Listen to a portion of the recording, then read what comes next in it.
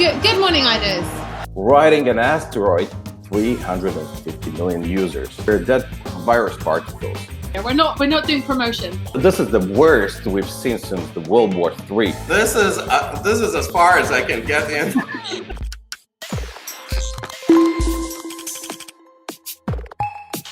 The UK public are urging government to ease lockdown restrictions in order to save the UK economy. However, if you look at Sweden, which had looser restrictions from the beginning, is this really a simple solution? I spoke to our expert Ainars Velicevskis to get his views. We also discussed the race for a COVID-19 vaccine, as well as the latest pollution levels which have been released this week. Good morning, Ainars.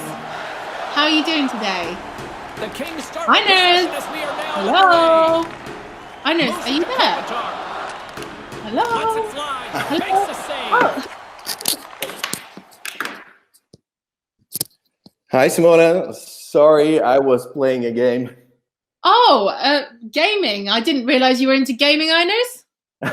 Actually, by the COVID, it's hard not to get into the gaming because there are things that you can't do across the globe, and gaming currently is booming actually. Even concerts are happening online inside games. Last month, rapper Travis Scott zoomed onto the stage riding an asteroid during a concert. And it was happening in an online game hosted by the mega hit video game Fortnite. It was a smash hit in 2017, and its popularity again has exploded as people flock to video games because, well, basically there's not enough leisure and things that they can do outside, so they play the games. Fortnite generated 1.8 billion last year from buyers buying virtual merchandise there. And it has expanded already to 350 million users. US consumer spending on video games has jumped to a record 10.9 billion in the first quarter, even 9% up from a year earlier. The companies such as Electronic Arts, Nexon, Tencent Holdings, actually, their sales soared 31% just in the first quarter, even though China's economy contracted at a record pace. Gosh, that's incredible. But I mean, who would have thought? I know gaming's always been popular, but that is absolutely crazy. And well, I guess people are having to find ways to keep occupied while staying in. But what about the actual serious stuff when it comes to COVID, Ainars? Obviously, in terms of the infection rates and what's going on with regard to the vaccine. Well, regarding infection rates, everything is stable, but stable means they are still growing. There are actually quite good signs coming up. One is that Korean Center of Disease Control and Prevention studied around 300 patients who showed COVID after they were treated. It's like months after. And the results were that even though that they are positive, they can't infect other people. So it means that they are showing just either non-infectious or dead virus particles. Also, there is a crazy thing going on with the pharmaceutical race. The companies that are in the race are currently booming, but they are also not just booming them, but they are also bringing the whole market up. For example, there was a situation on Monday when there were 3 whales that carried the rally for Dow Jones of 900 points just through one day. And then on Tuesday, Dow dipped 390 points just from the thing that one of the whales was a company called Moderna, who mentioned previously, they said that they are really close to conducting trials and having a good vaccine.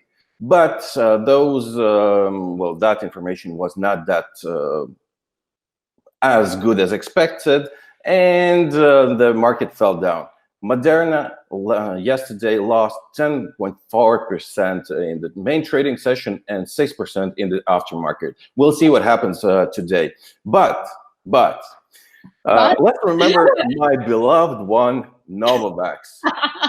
How much I they don't want to pay speak you? about any other pharmaceutical company. Novavax is a thing. From last week, it's 33% up just through the week. I love it. This is crazy, Ainars. I think that we talk about Novavax every week. It's like we can't forget about them. I mean, I'm in the rally also with them. I promise we're not being paid for this. Yeah, we haven't signed any kind of deal here. We're not doing promotion. Well, I hope I'm the first one on the list to get the vaccine from them. Oh yeah, I mean, if you want to be the guinea pig and test the vaccine, I'm happy for you. But okay, and obviously those are the trends when it comes to pharmaceuticals. I've heard a lot going on in Saudi Arabia as well as a result of the COVID situation, but maybe more about what the country is trying to do in terms of its economy. Can you tell me a bit more about that?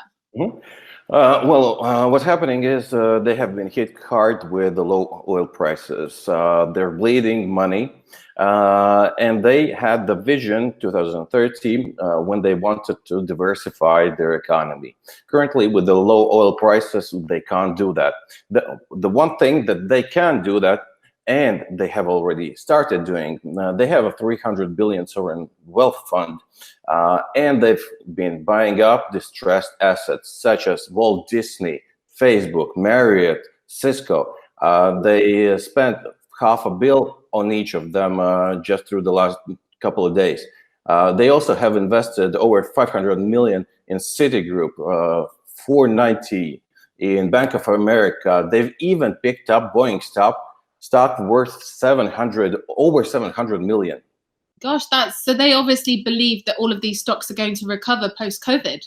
Actually, they will. Currently, they're down because either they don't have the liquidity, or they are down because their cash flow is terrible. But these companies will survive, and maybe in a year, maybe in 2, maybe in 5, because Saudi Arabia is not thinking short term; they're thinking long term, and this will diversify and grow their wealth within longer term. Right. Well, it sounds like they're really planning ahead. But what about countries that maybe their economies will definitely suffer and maybe they haven't planned as far ahead? Well, yeah, there are countries that are trying to beat the situation. For example, Sweden, one of the examples how to deal with the crisis in a softer way. They had the soft lockdown with, of course, setting up limitations for people, how many people can gather and everything. But their economy still is going to shrink about 7% this year. And also, our separate surveys show that 40% of businesses in Sweden's service sector now fear bankruptcy. One of the reasons why their economy is shrinking so much, even though they have quite good results on how to handle it, is that about half of GDP comes from exports. And some of the best known companies are, for example, consumer things as from Electrolux and cars, Volvo. They had to cut thousands of jobs demanding theirs up. And what happens, the usage of the cars, the purchase of the new cars is down. And they just can't export the cars outside of the country. So additionally, there is a big threat for the luxury car automakers, especially in UK. McLaren is seeking up to £300 million of financing. Aston Martin had just raised funds, and they still need new cash injections. UK car sales, especially for the luxury car segment, had been appalling. 97% fall in April. This is the worst we've seen since the World War III. Wait, World War II. Well, I guess this feels like World War III to many people, Ainars, this COVID situation. Actually, it resembles a little bit. But even that as some factories start to reopen, there are quite a big question: where will the demand gather up for if the world's economy shrinks? But at the same time, the highest selling car in UK in April was not Ford Fiesta. That was the toy car Cozy Coupe. And actually, I'm an owner of one. Let me show you. Oh, I can't wait to see this, Ainars. Oh, wow. Check it out. This is great. All right, this is as far as I can get in. Well, I don't think I'll be asking you for a lift to work anytime soon. I don't think there's enough room in there. But yeah, that's great. I'm really liking your new car. However, are you adding to the emissions? Because I find that it's been really nice and clear outside, you know, with less cars on the road and more people staying at home. I feel like the air quality has been better, but I hope you're not going to be adding to the emissions. Well, I'm not adding to emissions by staying at home, but actually there's the catch. With staying at home, we don't lower the emissions enough to help to stop the global warming. The biggest fall in the global emissions shows the limits of the individual action. If we take the numbers, April 7th saw a 17% decrease in the CO2 levels compared to the same time last year. But these levels were the same as in late 2000s, 2008, 2009. So this means we've drawn only back 10 or 11 years with such great sacrifices. United Nations report suggested that if we want to stop the global warming at 1.5%, we should lower the emissions of 7.6 or 7.8% every year, starting from this year for the next 10 years. And this is physically not possible. Sure. So I guess it's about finding balance. It's about doing enough for the economy, but also being mindful of our environment and, you know, protecting us from global warming.